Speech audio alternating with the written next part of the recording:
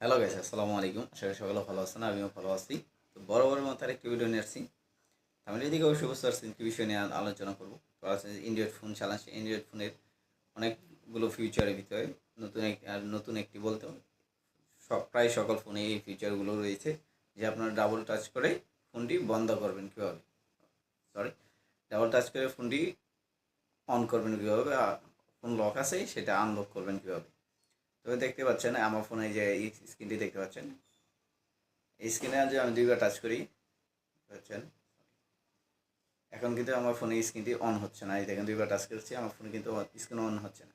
তো এই স্ক্রিনটি আমি চালু করার পরেই স্ক্রিনটি দুইবার টাচ করবো, স্ক্রিনে লক থাকার পর ওই আপনার ফোনে এই স্ক্রিনটি আবার অন হয়ে যাবে। তো এটা আসলে চালু করবেন কীভাবে সেটাই দেখিয়ে দেবো আজকের এই ভিডিওতে। তো যারা এই চ্যানেল নতুন আছেন অবশ্যই চ্যানেলটি সাবস্ক্রাইব করে বাসা থেকে বেল আইকনটি বাজিয়ে দেবো, এবং ফেসবুক পেজ থেকে যারা দেখছেন অবশ্যই ফেসবুক পেজটি ফলো দিয়ে রাখবেন। তো চলো শুরু করা যাক। সরাসরি ফোনের স্ক্রিনে চলে যাচ্ছি। স্ক্রিনের সাইডে দেখতে পাচ্ছেন, তো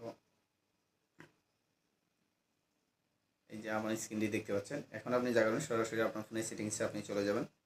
সেটিংসে যাওয়ার পর এখান থেকে আপনি স্ক্রল করে উপরে তুলবেন। তোলার পরে দেখতে পাবেন স্মার্ট কন্ট্রোল নামে যে অপশনটি দেখতে পাবেন, সেখানে আপনি ক্লিক করলেন। তো ক্লিক করার পর প্রথম যে অপশনটি আপনি দেখতে পাবেন স্মার্ট ওয়েক, মানে ঘুম জায়গা এরকম আর কি ফোন।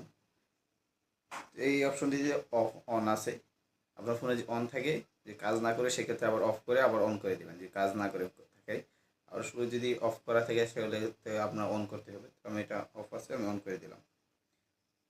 তো অন করার পর এখানে আমি ফোনটি লক করে দিচ্ছি। ফোনটি দেখতে পাচ্ছেন, স্ক্রিনটি আমি সরিয়ে দিচ্ছি। তারপর এখান থেকে ফোন কিন্তু লক আছে। এখন আমি যদি দুইবার টাচ করি, ডাবল ট্যাপ, ফোন কিন্তু অন হয়ে যাচ্ছে, দেখতে পাচ্ছেন। এভাবে আপনি এই কাজটি সম্পূর্ণ করতে পারবেন। আশা করি এই বিষয়টি বুঝতে পারছেন। সকালে ভালো থাকেন, সুস্থ থাকেন। দেখাবো অনেকটি ভিডিওতে অনেকটি টপিক্স নিয়ে। আল্লাহ হাফেজ।